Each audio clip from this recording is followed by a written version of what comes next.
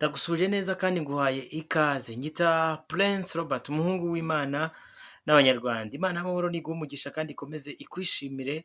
Wagize neza gukora subscribe kugira ngo ujye ukurikira ibiganiro byacu uko bwije n'uko bukeye. Ubuntu n'amahoro by'urukundo rwayo bibe kuri wowe n'abawe n'ibyawe n'ubutunzi n'ubugingo n'umwuka n'umubiri byose bigotwe nawe. Nibyo nifurije n'uyu mubyeyi bibe ku buzima bwe muri kubona kuri kamera. Hanyuma namwe mutarayikora muyikore kugira ngo tujye tubana umunsi ku munsi. Rero urukundo rwayo nirugumye rubatwikire. Murabizi ko tugira ibiganiro bitatu hano kuri Prince Robert Rwanda. Icyitwa Gospel Talk tuba tuganira twungurana ubwami bw'Imana, tukagira Family Talk tukaganira ku muryango kugira ngo tugire umuryango wubakitse neza, kuko burya umuryango umeze neza n'itorero riba rimeze neza. Hanyuma nongeye kugira umugisha kwakira mu makarabo. Iyo tuganira nanjye ngenda ngira revelation z'ubumana. Uyu mubyeyi hari ukuntu aza yapakeginze nanjye nakumva nkumva ndi kwaguka mu by'umwuka. Mu makarabo mumeze mute? Muri amahoro? Yego, nkurikije ibyo twaganiye mbere yuko twinjira mu kiganiro rero, tugiye kuganira kuri Family Talk, tugiye kuganira ku muryango. Buriya mu bintu abantu bakwiye kurinda kuruta n'ibindi bintu byose birindwa n'umuryango urimo. Iyo bavuze umuryango, ni umugore n'umugabo n'abari muri urwo rugo, icyo bita family. Niyo mpamvu uzumva umuntu akubwira ngo ngiye ngo narerewe muri uriki, muri uriya muryango cyangwa se muri uriya rugo. Yego, bishobora gushoboka umuryango ukaguka ukaba munini, niho havukira indi miryango runaka, ariko ubu turi kuvuga ku muryango w'igitekerezo cy'Imana, atari umuryango w'igitekerezo cy'abantu. Kuko abantu nabo bagira igitekerezo bakaba bati tugiye gushinga umuryango runaka, kandi bakaba bafite ibintu bahuriyeho muri uwo muryango, ariko tugiye kureba umuryango Imana yashinze. Donc pillars cyangwa se inkingi zawo ni izihe. Nguhaye ikaze twinjiye mu kiganiro, umwami Yesu abane natwe. Amazina ni yayandi, Nyirandukura Betty, Yego. Mama Karabo, umubyeyi w'abana 9 Yego. n'umugabo. Ibindi Yesu aduhana umugisha ngo umukristo. Hari umuntu wambwiye ati uriya mubyeyi urebye ntabwo wamenya ko abana 9 rwose yababyaye. Abanjye, munda yanjye. Yego. Kandi ndakubwira Giheburayo kandi. Giheburayo. Yego. Kristo bigenza neza. Mm. Iyo wamwemereye aragukoresha, akoresha ibintu byose bitavunanye. Yego. Yigeze kuvuga ngo reka umutwaro wanjye nturemereye. Ubundi remerera abantu bamubangikanyije n'ibindi. Yego. Niba umuntu aguhaye lift wikoreye umuzigo, ntabwo ugomba kuwikorera, ujyana no muri butu. Yego. Niba ari mu modoka aguhaye muri lift, reba nawe umuntu aguhaye lift wikoreye umufuka urimo wenda ibyo imahaho, wicaye no muri bisi uhise wicarana na wa muzigo. Yego. Uravunika kabiri kuko imodoka iragenda yiceka, uravunika na wa muzigo. Urageza izosi ryahengamye. Uragera umva n'umugongo wacitse. Rero hari ikintu abantu bivuna, tuba dukwiriye kumenya ko tugeze muri Kristo byose abidutwaza. Yabidutwaje rero biratworohera. Yego. Yego. Asina n'ayandi rero reka dusenge Imana, dukomeze Yego. ikiganiro. Urakoze Mana ukunyemereye kongera kuboneka imbere ya kamera. Izina ryawe rihabwe icyubahiro.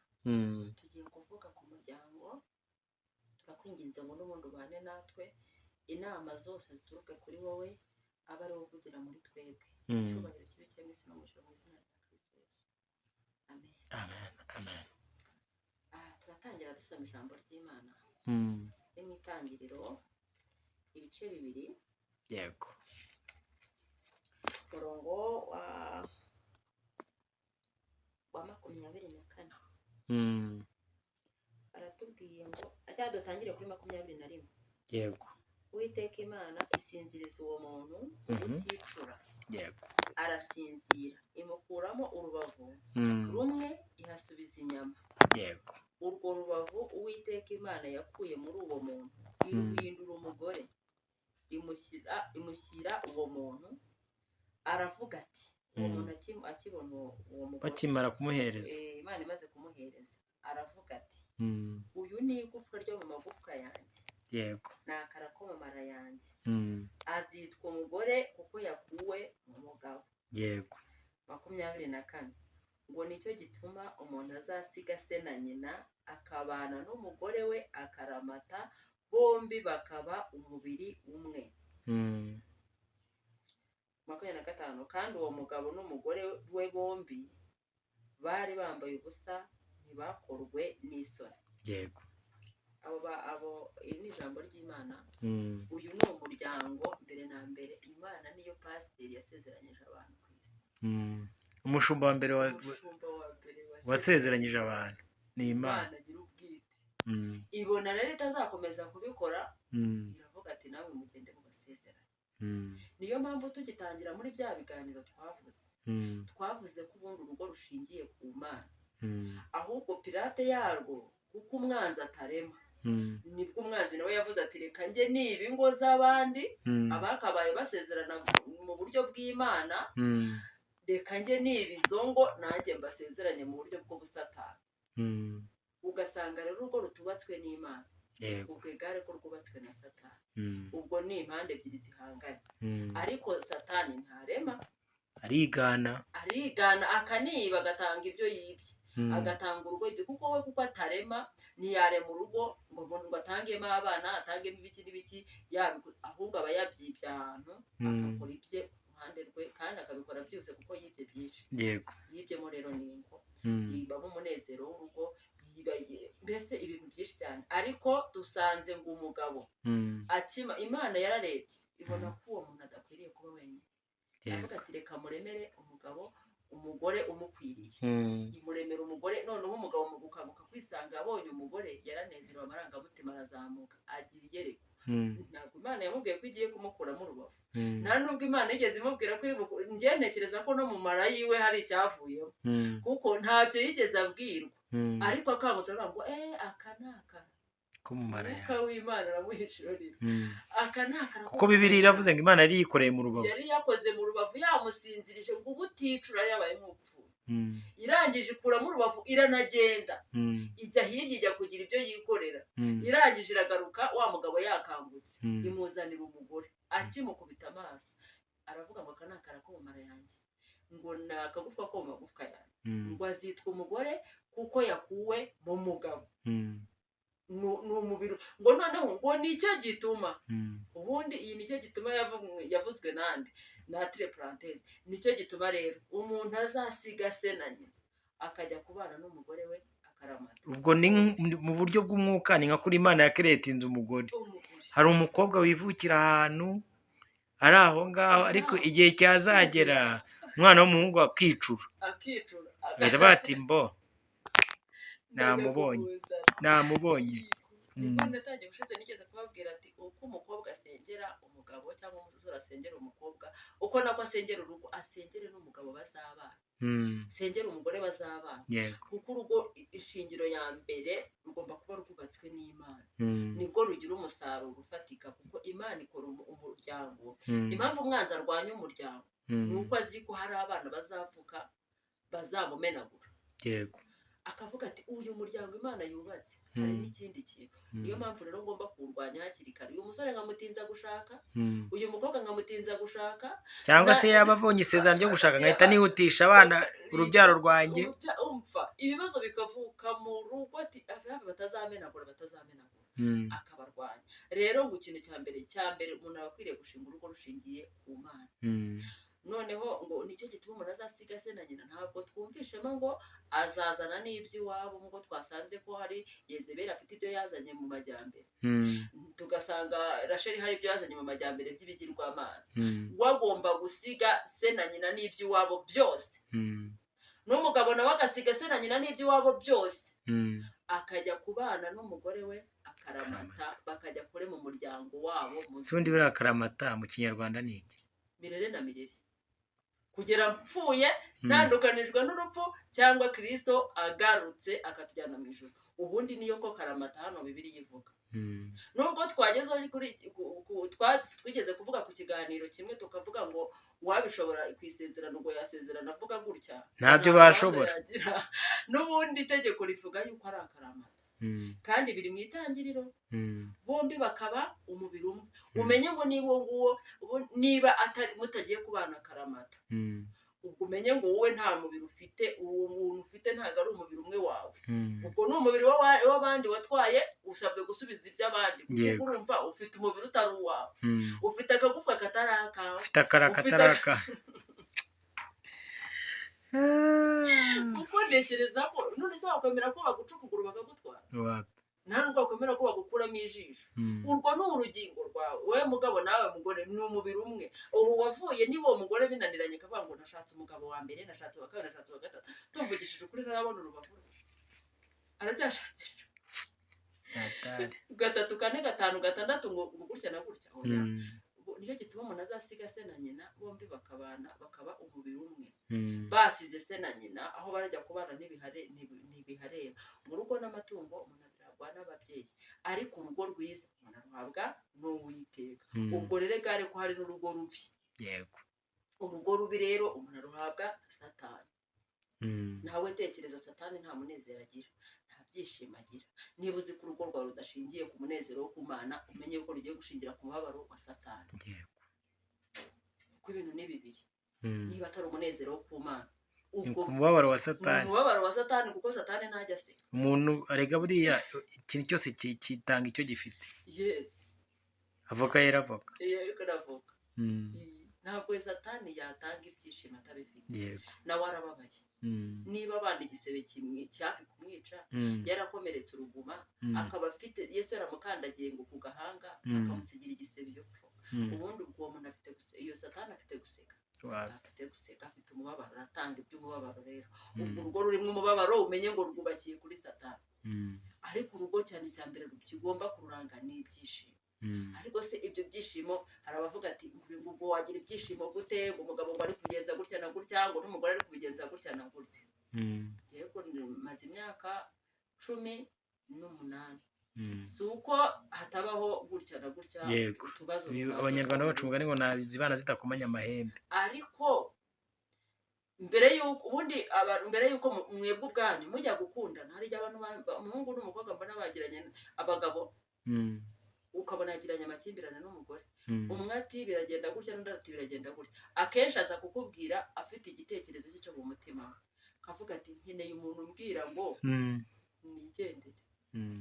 Ubwo rero urumva iyo umusapotinze bihita bicamo, ahita anagenda akavuga ati runaka yangiriye inama nziza. Hari abantu bari kujya inama mbi muri iyi minsi, bakagira abagore inama ngo babati bimute mugira gutya na gutya. Ariko ubundi ngo umugore mwiza umuntu amuhabwa n'Uwiteka. Hari n'ibibabi muri no minsi mbona byabadodewe ngo bambare. Umuntu ashaka gushyiramo neza ngo mwiringanize neza. Ngo ingingo ugasanga umuntu wamugani hari ukuntu ntabwo twitaye kuri ibyo by'imibiri.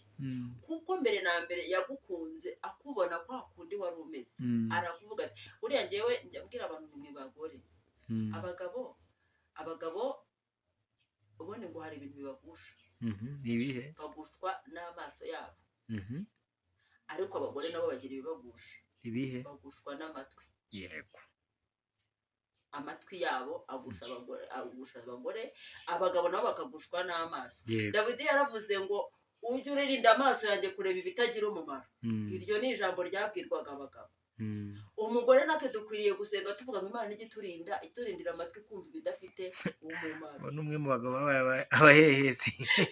Uzi abagabo bagira amagambo batabwira abagore babo. Mw'abagabo mwe, ayo magambo mujya kubwira amahabara, mujye kuyabwira abagore banyu murebe yuko bitagenda neza. Ariko ntiyayavuga, aravuga buriya ni mama w'abana nyine ngo kubyarira abana mu rugo.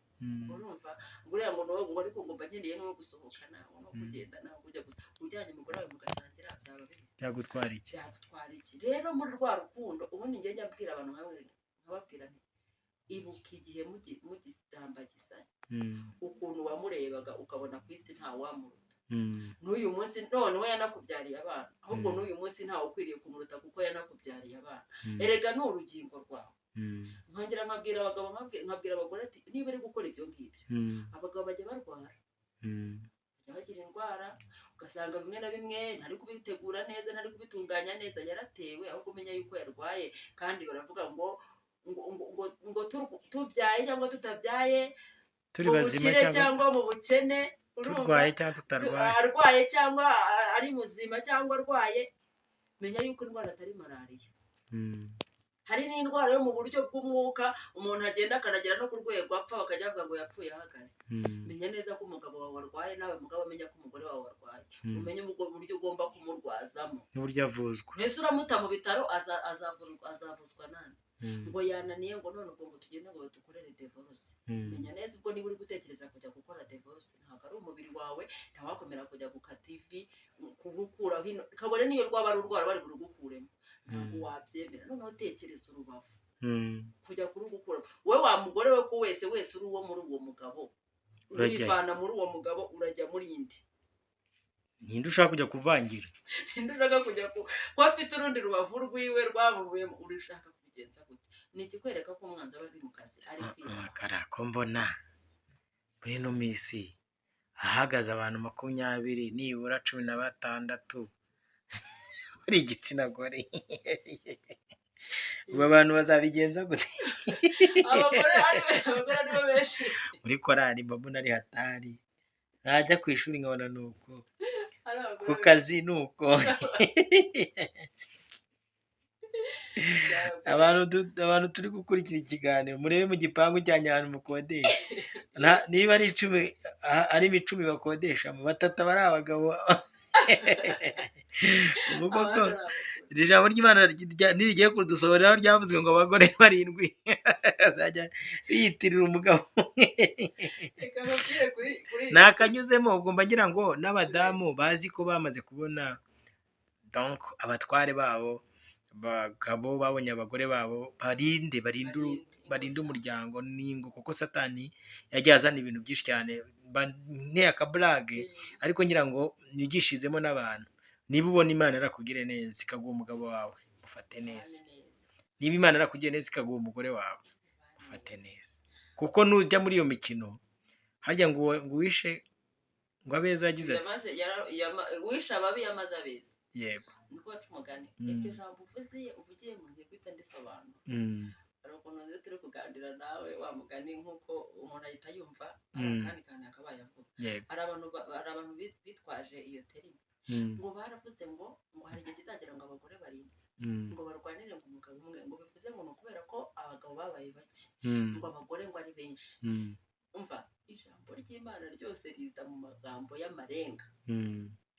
Abagore 7 bavugwaga ni amadini. Yego ni amadini yavugaga ngo twebwe twitirirwe Yesu gusa. Twebwe tuvuga ko dukorera Yesu tuzitunga tuzabyimenyera muri kimwe, twe tuzishakira ibirundo nta kibazo, twebwe tuzabyimenyera bya 10 n'amaturo wowe twitirirwe gusa. Twitirirwe kuko utatwitiriye nta watwinjiramo. Ntabwo twavuga ngo idini ni ya Satani yagira abantu bajyayo, hajyayo bya bindi by'ibyire dutiza izina gusa. Dutiza izina twebwe utwibwira ngo twebwe twitirirwe tuvuge ngo turi abakristo petit church, ariko dushyiremo Yesu umugeni wa Kristo bikina biki ubwo n'urugero ntanze ntihagira unyumva nabi, ariko ni amadini azajya yiyitirira uwo mwami. Ariko noneho nanagera mu ijuru noneho azavuga ngo ko twahanuraga mu izina ryawe, twirukanaga abadayimoni mu izina ryawe. Usanga amacaci menshi avuga ngo mu izina rya Yesu, mu izina rya Yesu, mu izina rya Yesu, kandi wareba uwo Yesu ugasanga ntamutuyemo. Uwo rero niyo amadini y'abagore 7 abagore 7 bavugaga ngo bitirirwe umugabo umwe. Muri iki rero cyaba kuvuga ngo abantu ni benshi kuva kera nta biracitse, kuva kera ibi byahozeho. Nta gihe abagore batahoraga bavuga ngo abagabo babaye benshi abagore ni bakeya, ibintu nk'ibyo ngibyo, kuko ibihiga abagabo byo turabizi ko ari byinshi. Ariko uko byagenda kose wowe mugabo basi turebe ku rugo rwubakitse uyu munsi wa none rufite umugabo n'umugore n'abana, aba aribo turebaho uyu munsi. Hari n'ibigena abapagani itagenera abakiranutsi. Mwari mubizi se abo zari abapagani ari umuje gutunga 7 n'icumi nibaza nashaka natumwe n'ijana. Twe turi kuvuga abakiranutsi, kuganira ku ngo z'abana z'abakristo. Turi kuvuga ku ngo z'abantu bashaka kuzajya mu bwami bw'Imana bakabona ko urugo rwabo. Hari n'abantu basenyewe ingo n'abahagaye. Bahagaye cyane rwose, ugasanga abahagaye nabo barazishenya. Ahagaye rwose muri no minsi bazimereye nabi. Ni nabo benshi akenshi kuko ajya hanze akagira ukuntu bigenda ejo akongera agasubira ahandi. Umukobwa akavuga ati ngewe uriya mugabo kuba yambera umugabo afite n'umugabo ntacyo bivuze. Ariko tubanze turebe tuti urwo rugo basi rw'ubukristo rugomba kubana gute n'urubavu rwawe nawe uri umubiri we uko byagenda kose, kereka niba warakontorora ugasanga koko atari urubavu rwawe. Mbere y'uko rero umenya ko atari urubavu rwawe uretse. Nese umugabo ashobora gushaka umugore atari urubavu rwe? Nyine arahata ngo niba tuvuge ari intama ugashyiramo urw'inka ruzamwereka. Byagenda gute? Umuntu aramutse ashatse umugore utari urubavu rwe, ntabwo rero urwo rugo ruba rwubatswe n'Imana. Bigenda bite? Ubundi turebyeho ku kibazo urumva hari ihene, akaba n'intama, akaba n'imbwa. Intama igize gutya iragiye ibonye imbwa ku gatuti isega iryana, uri kumva irimo neza, atari kwirisega wakuramo rwa rubavu rwa byagenda gute? Aho ngaho iyo yatwaye urubavu rutari urwe, rwa rundi rugaragaza copy paste yuko atari urugo rwubatswe n'Imana. Ubwo wa mubabaro rero wa rwa rugo rwubatswe na Satani uratangirana nawo uwo munsi washakanye n'uwo mugabo cyangwa n'uwo mugore. Barabana akaramata se? Ntabwo byakunda. Mbese urumva babana akaramata batugurumva babana akaramata. Sega rigera ko ati kambanemo ibyanjye. Reka uryo utunze nawe ubwitega yakurya. Yanakurya ikakuranya. N'abandi bajya kumva kuri BTN ngo pastor byagenze gutya. Ngo byagenze uko, ngo byagenze nuko, ngo byagenze nuko. Ni ikibazo gikomeye. Abantu bakwiriye kumbere yuko babana. Hari kondisiyo. Niba ushaka urugo rwubatswe n'Imana, ujya kurusaba Imana. Kandi ngo bitanga itima, ntabwo yabyima nawe agiye kubisa. Naho wishaka ko urugo ngo rwubakwa n'Imana kandi urukuye kuri Facebook. Uwo rusabye Facebook. Ntabwo byakunda. Facebook ntabwo usabye umuntu ngo naguhe pasi. Agwaye umukobwa wijombye inshinge. Uteye ngo simbyara. Ngo nugeraho bikakubyara ngo ntitubyara. Ibyo bintu uraza kubishinza Imana ngo yaguhaye urugo rubi. Ni Imana ruguhaye cyangwa ni mwene so waguhereje? Urumva mwatwe abagabo hari ukuntu uba ufite ihabara icoreke, noneho mu rwego rwo kugira ngo wenda umugore w'isezerano atabimenya, ukabona nk'umwana w'umusore ukaba atari kuhagukwikira ukamuha ihabara ryawe. Yes.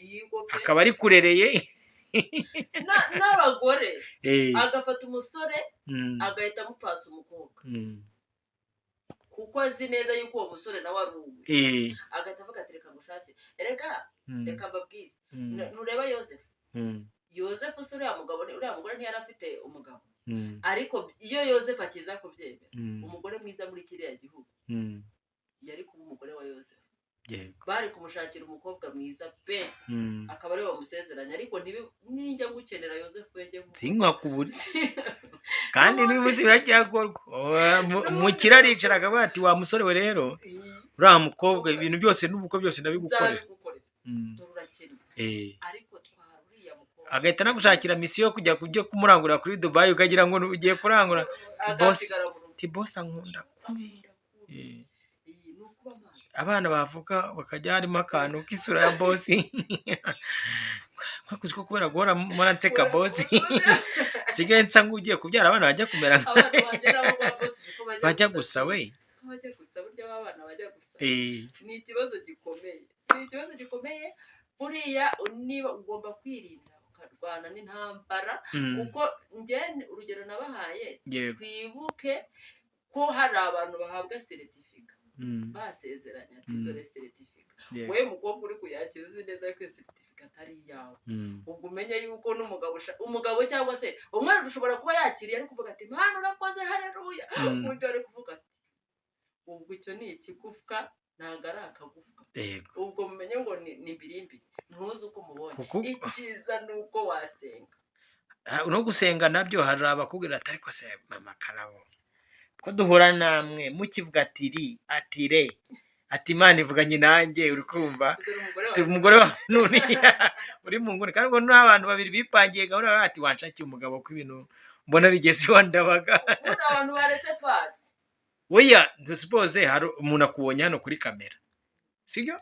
Atari kuri amubyeyi arimo hano umuhanuzi nanjye ndamwemera. Mu gitondo akaba atari ko mama karamusengera agana hehe, agihinguka ukibona ari umwana w'umuhungu mwiza, uri kumva ati ko yuba mushingira uriya mukobwa. Abantu bakora iki ko ibi bintu nabyo bibaho? Ngenzi umwana w'umuhungu baramurindagije n'ubu karindagire karacyamwoma.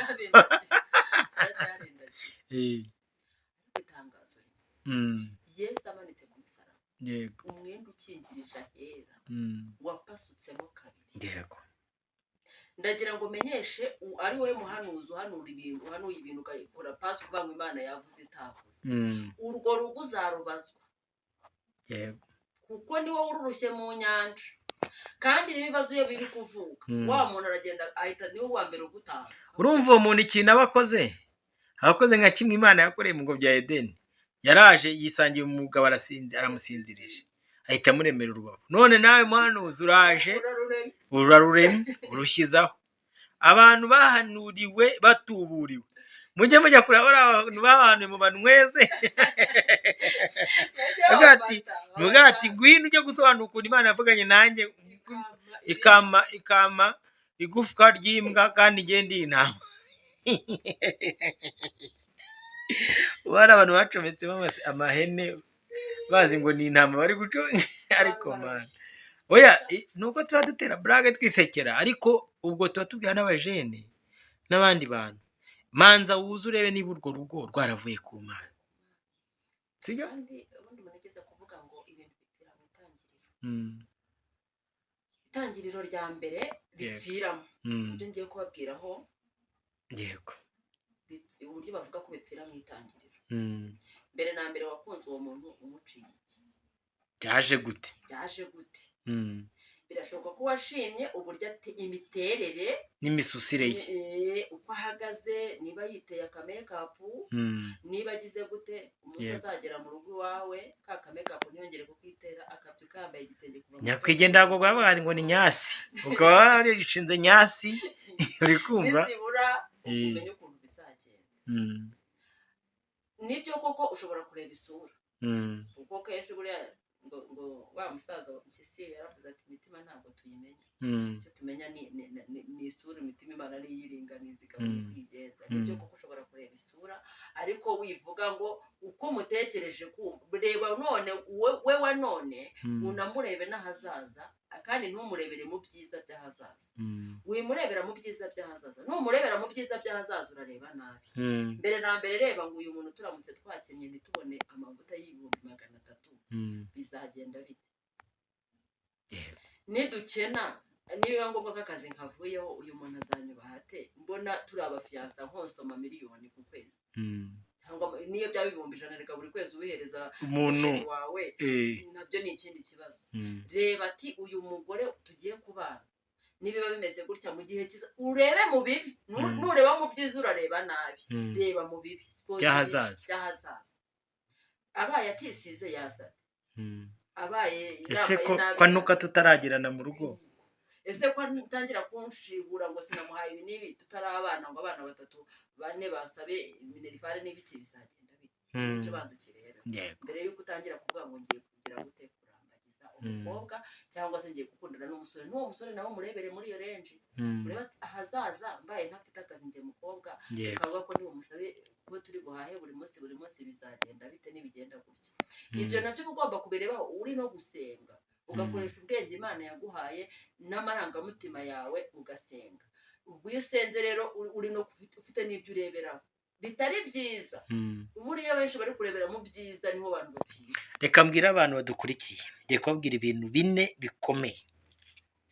icya mbere, niba uri umugabo ukeneye kugufasha, bamwita umufasha, ese aje kugufasha iki? icyo ni icya mbere, umanze ukirebeho. sibyo? vuga ati njyewe nkeneye umuntu umfasha. Usi Imana yararemye umuntu, ni yamfasha iki? azamfasha iki? kabiri, wa mukobwa w'umuntu uje kukurambagiza akagusaba ko mubera umufasha, kuko ibintu ashaka kumufasha urumva ari byo waremewe. icyo si icya mbere mama Karabo. icya kabiri, Imana ivugana n'abantu bayo mu buryo 7. sibyo? Bibiliya iravuga ngo ivuga rimwe cyangwa 2. ubwo nyine aho nahambere ahantu Imana ivugira inshuro zingahe? 3. wirota rimwe ngo uhite uvuga ati ndarose. Bibiliya iravuga ngo Imana ivuga rimwe cyangwa 2. mu bicuku bya nijoro abantu bagize gute bashyizweyo. Aho ni ahambere Imana ishobora kuvuganira nawe umugore, sibyo?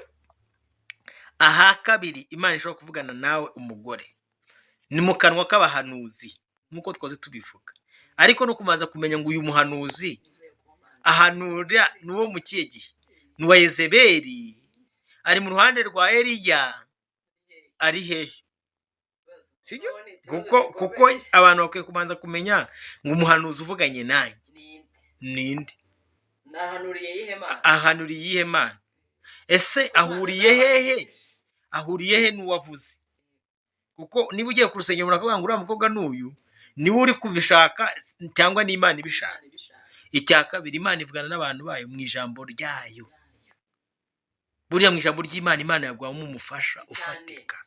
Gatatu, kane hano nabonye Imana ivugira mu cyo bita ibitangaza.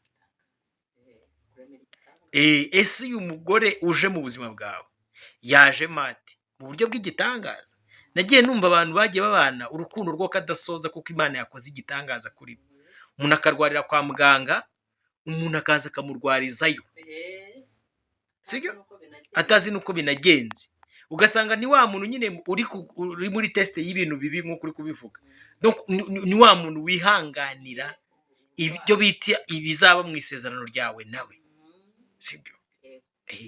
Umuntu mukigana, ndi kuvuga mu gitangaza, mukigana segonderi, ukigira mu zabu, ukajya na zaburayi na wajya kubona ukuntu Uwiteka agize gutya muhuriye ahantu, ukumva ijwi ry'Imana rivuganye na ijwi utanasinziriye. Imana ikavuga ati nguyu umugore wawe. Ese wowe ugiye kurambagiza, wumvishe ijwi, wararose, wasonye ijambo ry'Imana, wabwiye umuntu imishinga yawe, ubona umuntu umwizeho usanga yayuzuza, ngo muhuriye i Kigali, ngo mami ngo na dadi ngo bahanuye ngo nuriye. Ariko uzi ko abantu basigaye bashakana umuntu atazi ni wabo w'umukobwa ni wabo w'umuhungu, bakanatira ababyeyi kandi babafite. Kavuga ati nindamuka nzanye mama yarakutse amenyo ntago bivamo, ntago bivura, akemera agatira ababyeyi, undi ndakwihara. Ubundi habaho ibintu bituma ingo zisenyuka, mu byo twavugaga bwa mbere, ibintu byitwa kwihara. Genda umusore nagenda niyo nabangize ifite icyo mfite naho ko nanagihisha ntanamenye yuko nanagiye. Ubundi umuhungu mwiza uzi kurambagiza katubarabure mwaduhungu, umujamu uzi kurambagiza neza kugira ngo abone umukobwa mwiza, nta nubwo yiyemera, ahisha ubutunzi bwe niba nabufite, yaba atanabufite akamubwiza ukuri. Ikintu cya mbere urugo rwubakiraho rukaramba ukuri. Niba hari ikintu cyaryohera umukobwa ni ukukunda umuntu yamukunze azi ngo ni umukene, yagira agasanga ni n'umukire, biraryoha. Ariko ni hari ikintu kibabaza abana b'abakobwa, mw'abasore mwe, nubwo mwishinga ino migani y'abadayimoni ya kinyarwanda, ngo agasore katirariye ni karongora imwe. Niba hari ikintu kiryana abana b'abakobwa, ni ukuza gutira inzu robati amakara bakaza kuyimusuriramo, yahagera agasanga ya nzu niyo yatiranye. Ubwo guhera uwo munsi finite rimini biba birangiye. Ubundi ikintu cya mbere kigomba kubaho ni ukuri. Ukuri kukaba ariko kubaranga mbere na mbere mu rukundo rwanyu. Ntihagire ikintu muhishanya nk'abantu mugiye kuzabana akarama.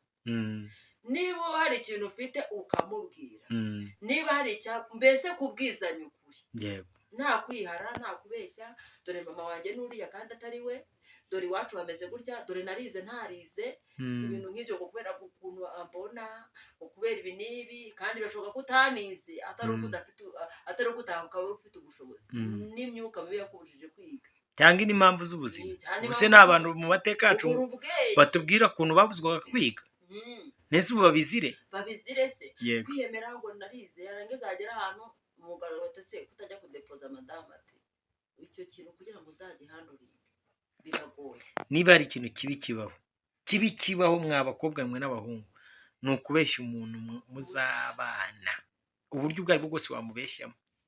Umukobwa araza akakubeshya uti se wa mukobwa we wagarukiye mu makangahe, ngo mu wa 5 segonderi, kandi muri mu wa 5 primaire nayo naniye nayigezeho. Ukavuga ati nyamara nkurikije uko biri umwaka umwe nshobora kumurihira, nkamurihira jya ku ishuri.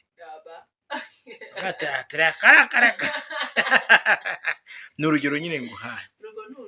umuhungu akabeshya umukobwa ati ukundeba, ubwo arangije mu wa 4 segonderi, hari ababa ari intyoza azi kuvuga agafaransa neza nta kongereza neza. Dusigaye tukivuga tutazi ukuntu byaje. Ivuga icyongereza ufite ukaraki. Nawe ukivuga. Kandi utarigeze ukandagira. Ati ubu rero ukundeba afite masters.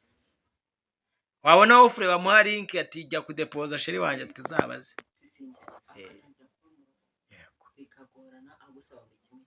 Igikuru cya mbere. Hari akandi kantu ngiye kubwira abantu. Buriya njyewe aho kugira ngo umugore wanjye dupfe amafaranga, gira ikibazo dupfe ibindi, ikintu numva twapfa neza bikarangira ni ibintu bibiri: imyizere n'imyumvire. Abahungu n'abakobwa benshi mushakana n'abasore mudahuje imyumvire, mudahuje n'imyizerere.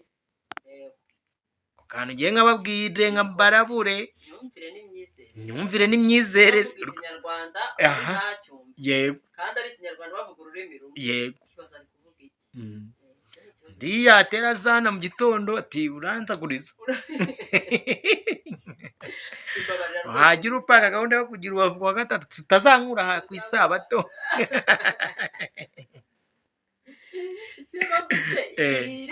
Imyumvire niyo myizerere ariyo yashenye Abisirayeli ku kibazo cya Yezebeli. Kuko yari umuyezebeli nyine, yahaba ari umwisirayeli. Ubwo leta mbivuga gutya. Rero ikintu cya mbere twabarebye ni mu bitangirire.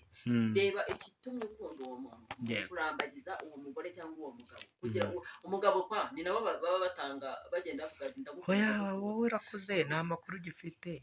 Ubwo n'abakobwa basigaye uyu munsi best story umuntu aza kuvuga ati 078556 atubwo kandi passing uhaye ari ukwihereye nimero akaka telefone yakavuga ngo akandika mugakira pasi.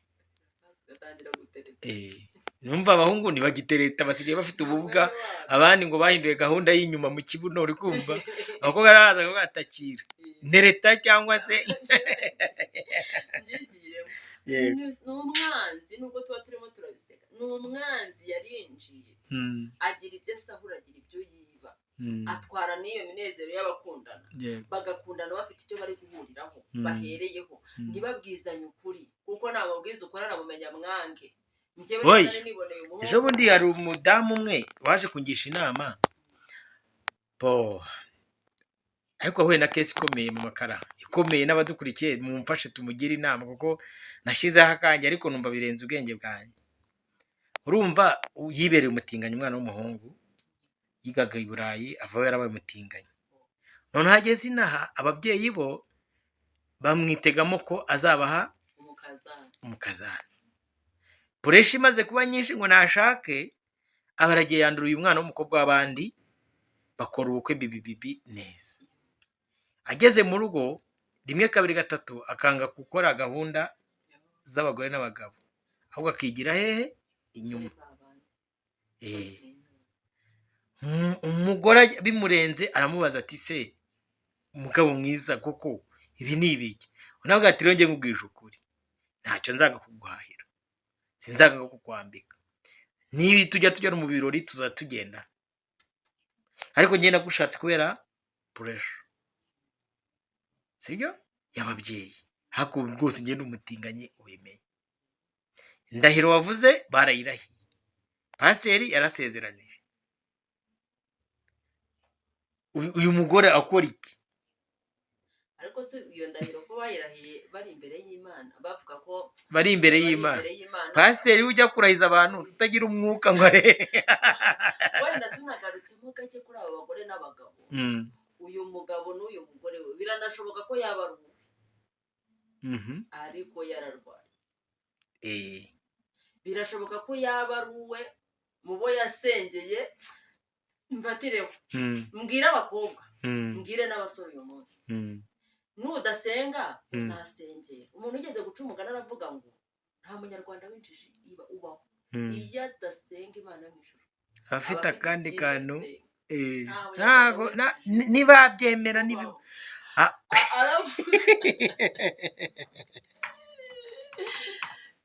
mu kijyanye n'imyizerere ntanjiji tugira mu Rwanda ntanjiji udasenga afite udasenga iyo mu ijuru afite indi uyu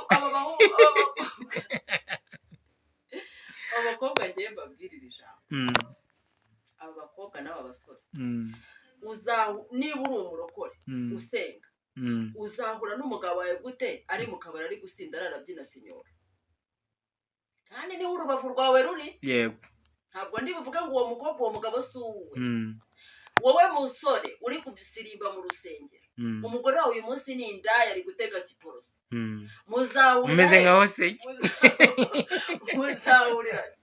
muzahurira he kuzabyina ugataganga hakorwa iki icyo nibyo nongera kubabwira mu byo bagomba guhamagaza uri kubanza umenye ngo ugiye guhamagara urinde kuko umugore wawe baramwibye umugabo wawe baramwibye bari kumubyinisha sinyora bari kumujyana Dubayi kandi niwe wawe nta wundi utegereje niwe ariko ntaho muzahurira kuko ari Dubayi mu Burayi ari ku Musenyi ni umusireyi kwini arimo arakorera amafaranga nawe uri mu rusengero uri kubyina ikiragusaba ni kimwe kandi ukavuga ngo mana ngo umugore urashaka umugore umeze ute niba uje gushaka umugore ukijijwe urubavu rwawe rukaba ruri Dubayi urumva urarugeraho gute ruraza rwizane gutyo rugusange mu byo ugomba gusengera Imana ibikeneye ko akanwa kacu kagira ibyo katura ariko banza ukuri ibishimwa mu bigabe imbere y'Imana wisengere wowe ubwawe nurangiza kwisengera usengere umugore muzabana cyangwa umugabo muzabana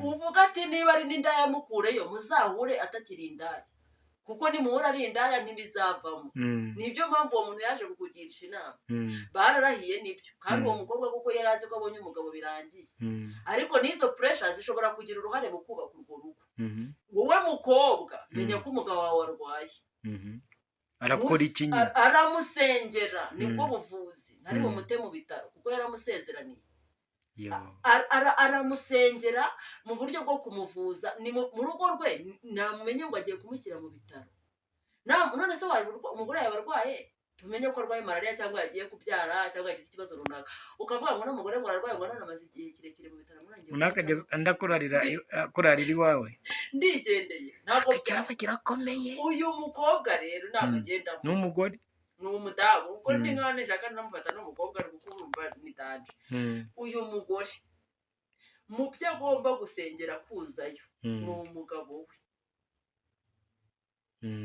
umugabo we ararwaye yabanye nawe amugaye afite ubumuga bwo gukora ibidakorwa namusengere ivi hasi kandi ntanamubwire nabi kuko uriya mugabo ntabwo azi ko arwaye ariko ni uburwayi yararwaye oya byafashe indi ntera bagenda bidekarara urabona nko muri ino minsi ubu hari akamenyetso basigaye bafite njya kurabura abantu ukabona umwana w'umuhungu cyangwa umukobwa yacometsemo iriya mpeta y'umukara buriya kara ni agasinyari kaba kavuga ngo mumenye gahunda ko uri uwo mu bacu ni ikibazo gikomeye ni umwanzi nyine ni umwuka ndabigira bivuga ni umwuka wa Yezebeli uri kugenda ukora ku mugaragaro kuko afite ibyo adashaka yuko Imana igira icyubahiro nigeze kubwira abantu ndababwira ni uyu munsi wa none niba umuntu uyu munsi wa none ari kurira ngo afite umwana umwe cyangwa babiri urana ibyo kurya yabibuze akabona biri kugorana isi afite ihungabana ry'uko yabyaye uwo mwana yabyaye arimo aramukubitamo ihungabana riruta iryo se afite niba amwereka ko nta byiringiro by'ahazaza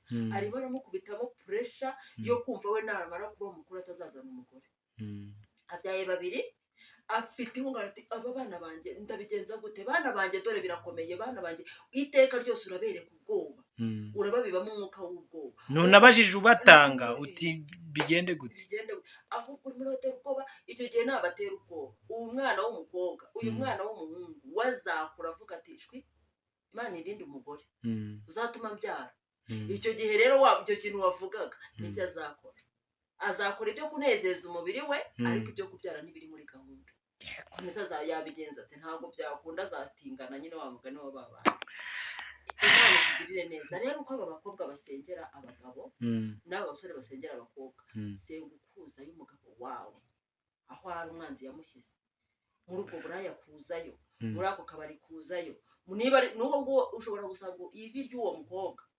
ryarasenze rigahurutura uwo mugabo yari ari mu mahanga nubwo yaje yarangiritse niryo ryamuzanye wabona ariryo ryamuzanye